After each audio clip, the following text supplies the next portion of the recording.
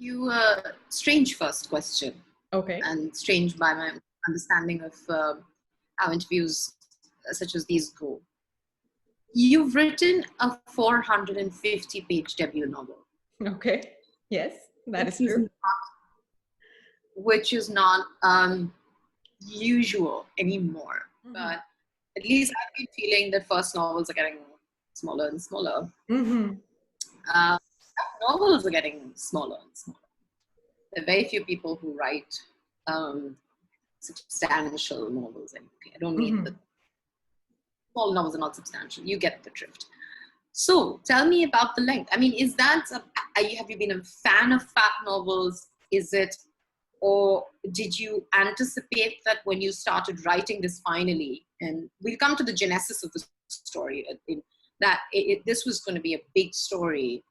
Um, Tell me about the length of the novel before we go into some of the more meaty things that I want to talk to you about. Sure. Well, the length was accidental. I did not set out to write a long novel. I had no idea, in fact, that it was a long novel because all I had was my Word document, and the number of words on the bottom of it made no sense to me. It didn't translate as a number of pages. And so it wasn't until my publisher was getting the advanced copies ready, the reading copies ready, that my editor called and said, it's a long book, right? And I said, no, I mean, I was thinking 200 pages, 300 pages. She's like, no, it's 450 pages. And that was a huge surprise to me. I had no idea. So the answer is no, I didn't set out to write one. I had no idea that I had written one.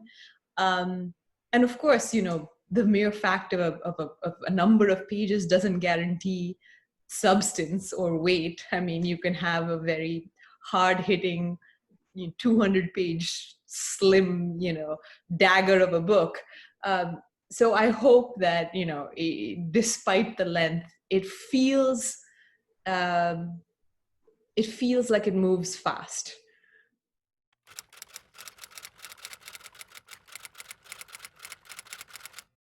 I want to talk to you about, or just hear your thoughts a little bit about the process of staying with a book for 4 or 5 years, particularly when you're a debut novelist and you don't know how it always plays out. You don't have a sort of template for how this will turn out, what you might expect, etc. But committing 4 or 5 years of your life, what was the psychological and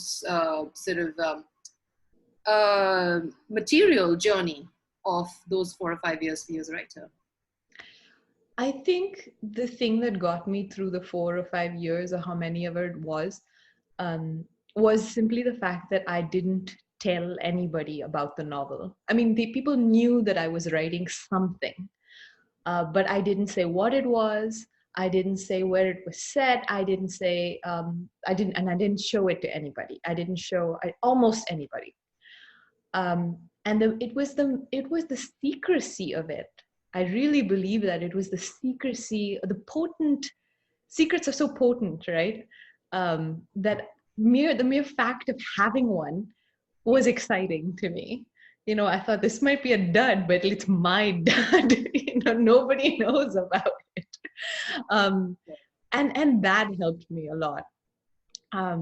That, and other than that, I was just living, I was working, and I was teaching, and I had so much else going on in my life that it was always possible to just put this away for a day or a week or a month if I needed to, and attend to those other things, knowing again that it would always be there.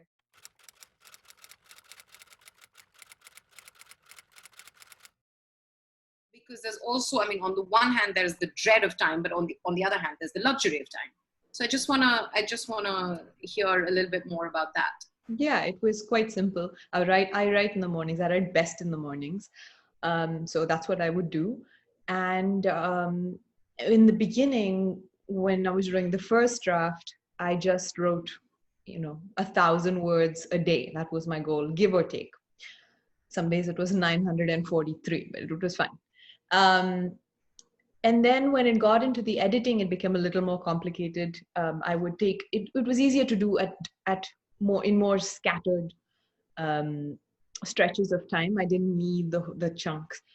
So that became a little bit more complicated. But in the beginning, when it was just me and this blank draft, the story that had no end, it was very beneficial for me to work early in the morning, to just bang out the 1,000 words, to not really think about what they were or if they made any sense, and then to not think about it for the rest of the day. Do you read, so the next day when you started, before you started, would you read what you'd written the day before? Sometimes, yeah, I would read. You know what I would actually do? I would read the beginning every day. It was almost like um, it was like a mantra, like that I would start with. I would read that first page and I would sort of remember, right, this is the flavor, this is the person, this is where it starts. And in some ways, everything I wrote had to be loyal to that first page. So that's what I would do. But then sometimes if I had to remember what on earth I wrote the previous day, I would have to read.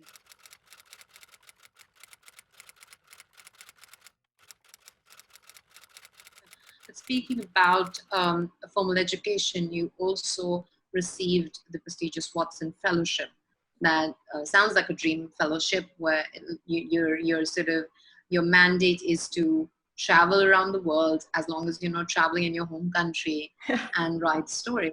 And you chose some very interesting places to go to. And you met family friends and you met people from the diaspora and you started writing stories. However, from what I've read, you then subsequently went on to sort of discard those stories. You didn't have a great relationship with them eventually. They were very bad. I should say. Right. I was trying to put it as diplomatically as I could. But no, but what is it? I mean, of course, one doesn't know if they're really bad. I mean, I might love them. So, but your point of view, they were really bad. I want to understand what that process was like for you. What do you think? Because from how I imagine it, it was, even though you didn't end up liking the stories you wrote, in my mind, in some ways, it had to be formative. It had to be instructive in your life. So what is it that period gave you, and why did you feel like those stories were just not good enough? They weren't good enough because I didn't know what I was doing in the most literal sense. I was reading and copying and I was just experimenting. And I mean, they're bad. The stories were bad, but that almost doesn't matter. I think you have to go through a period of writing really bad stories in order to get to some that are slightly less bad, which is probably where I'm at now. But the year itself was interesting because it formed me in ways that were very general and also very specific to the book that I ended up writing, The Far Field. And starting with that specifically, as you said, I traveled to all these different countries and I lived in the homes of different families in each place, in Tanzania, in Trinidad and Tobago, in South Africa, and in Malaysia primarily. And the experience, the feeling of living for an entire year in other people's homes was a feeling that evoked something so strongly in me that it remained even beyond that. And I think it made its way into the book. Because in the book that in The Far Field, Shalini lives in other people's homes. And that sense of in experiencing the intimate daily lives of relative strangers, it's a very powerful and sort of like almost a sacred experience. And I put that into the book, I think, because I wanted to do justice to it somehow, because it had meant so much to me. All these people who had invited me into their homes, who had, really erased the barriers between, somebody who they didn't really know very well. In some cases, I lived with people I had quite literally no connection to. It was barely a connection. And yet, in the span of a very short time, a couple of months, I knew everything about them, and I was part of family functions and late night chats, and so that I really loved that experience, and I wanted to put it in the novel somehow. So in that way, it was a very specific connection between that year and what I ended up writing. More generally, that year it taught me how to be alone, which is sort of a cliche. Um, but you are forbidden from going to your home country. You are forbidden from really meeting anybody else who received the fellowship that same year. You are required to be lonely. That is one of it is truly a stipulation of the fellowship, even if they don't say it. Um, and I found it very difficult at first. Um, I just found it very difficult all the way through, even though, and I considered myself a sort of, lone wolf, but I, I really had a hard time by the end. Um, but it made solitude a habit, it made loneliness a habit, and it made writing then seem like a home and the one constant, which I think a lot of people who travel abroad must feel. I mean, you must feel that writing is the sort of shell, the room you carry with you, and it is familiar, and you can return to it in a way that you cannot return to a physical home. Interviews, and I hope I'm not misquoting, is that you read without a safety net. Mm. So some questions here. One is, what does that mean? How have your reading habits evolved? What do you mean when you say read without a safety net? And two, what is the sort of balancing act a writer has to do when it comes to imbibing from other people's works? Like you said, in one case, it was also a fillip, that whenever you were sick and tired of what you were writing, you would read something and that would just compel you to go back to your draft. But on the other hand, you also said that part of the reason you didn't like your short stories was because you felt like you were just copying what you were reading. So in those terms, how do you strike that balance? I realize I've asked you a bunch of questions here, but No, it's interesting. So the safety net phrase, it wasn't mine. It was the phrase of an ex-boyfriend, actually, and he didn't mean it as a compliment, because he thought that I got too involved in the books that I read. right. that I sort of allowed them to invade me and destroy me. But I didn't see it as a problem, and I don't see it as a problem. In fact, I see it as the only honorable way to read. And I sincerely hope that when people read what I have written, they approach it in the same way. And what he meant, and what I mean by safety net, is that a sense of approaching a novel with your guard down, to allow it to dictate its own terms and to succeed or fail on its own terms, which means you have to pay attention in the beginning to sort of to acquaint yourself with the particular language of the novel, and then to give yourself up to it. And it also means to refrain from holding that novel up to any sort of preconceived set of I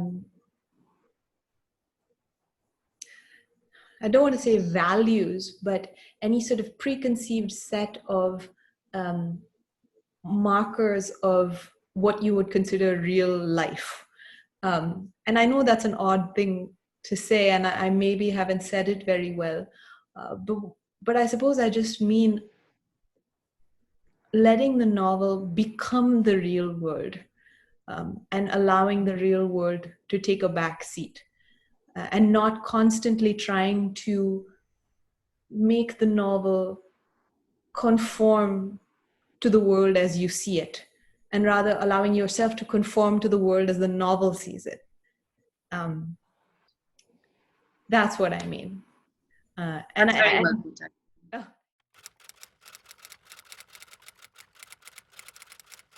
want to ask you about another very intriguing thing that you had said, which I thought a lot about while rereading the novel, which is that you wrote Shalini as a man.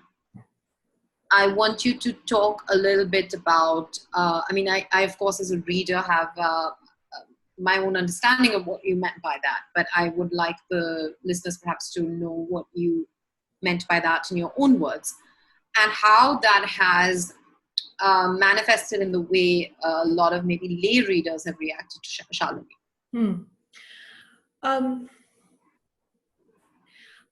I didn't write Shalini as a man, but I gave her some tendencies that are typically associated with a particular kind of male character. If you think of the handsome, mysterious stranger who comes to town with heartbreak in his past, and he seduces some local girl and gets her involved in a whole bunch of trouble, and then he departs at the end of it and she's just left there thinking, what happened, but wasn't it wonderful? That was the kind of person I wanted Shalini to be. Mysterious, frustrating, damaged, male in the sense that she is not given to either, and again, this is a stereotype of a male, not given to examining or articulating her feelings. Again, a stereotype. And but very persistent. Fair enough. Yeah. Yeah. And I wanted to do that because I thought it was interesting. I thought it would bring up character dynamics that wouldn't exist had she been a different kind of woman, had she been a woman that you see perhaps more often in fiction, but in Indian fiction, where the woman is typically somebody whose motivations can be fairly easily ascribed to what has happened to her. And I wanted Shalini to be a little more perverse than that, a little harder to explain.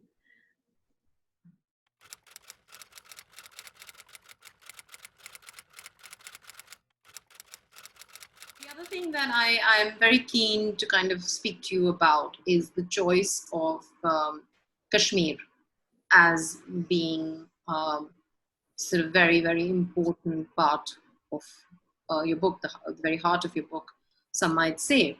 And of course, you've lived in Kashmir. You have lived in, you've seen various sides of Kashmir. You've taught in a school in a part of Kashmir, Jammu and Kashmir, that's actually quite unfamiliar, which is not the valley, which is not Srinagar, very, very remote, and all of that.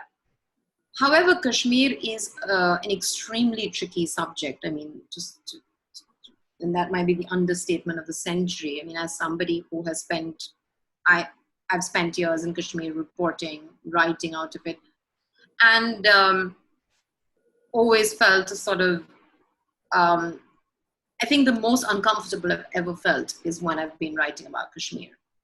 For many different reasons that I obviously don't want to get into here. But there is a sort of baggage, right? When you think about Kashmir, when you write about Kashmir, of the stories there, of how much has already been written about it, of really good books that are, and movies now that are telling that story. And of course, again, this may not be something you might have experienced, but I definitely did, of being, the guilt of being the outsider in Kashmir, and worrying about whether I have any sort of locus standi to be able to tell that story or their story. Did any of this bother you? And it's not necessary that it did. You might have just gone into something with the sort of innocence that is rare as we grow up, but it still exists within us somewhere.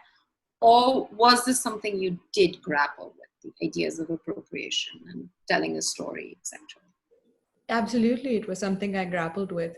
I don't think that anybody could be insensible to the fact that this is a place that has been plundered in ways both literal and metaphorical for so long, that even to consider it is in impertinence in a way. Yes. So yes, absolutely. The answer is yes. And I don't in any way claim that my decision to write the book was the correct one. It was a decision I made for a number of reasons, but I can't stand here and say that it was an absolutely correct moral decision. Perhaps it was not. I don't know. But what I did know was that if I was going to write about it, I was going to write about exactly what you talked about, which is the guilt of the outsider. That seemed to me the only way that I could talk about it that would be respectful enough, and take into consideration to a proper degree the particular history of that place. But I make no claims to have succeeded or to have got anything right.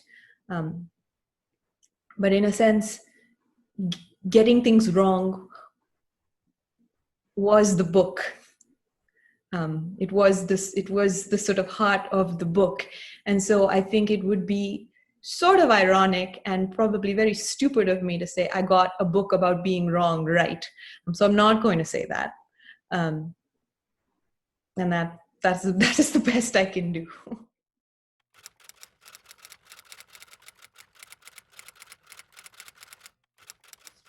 Want to get a sense from you out of what were some of the themes that you were very keen on exploring even before you started writing, maybe because of your reading influences.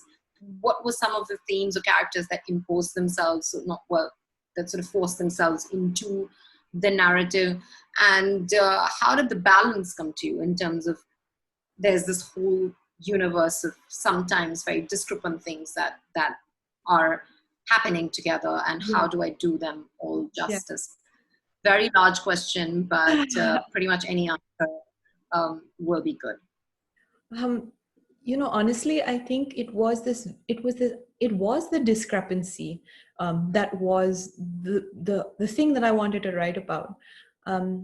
Because here I was, living this life in Bangalore that was very urban, very,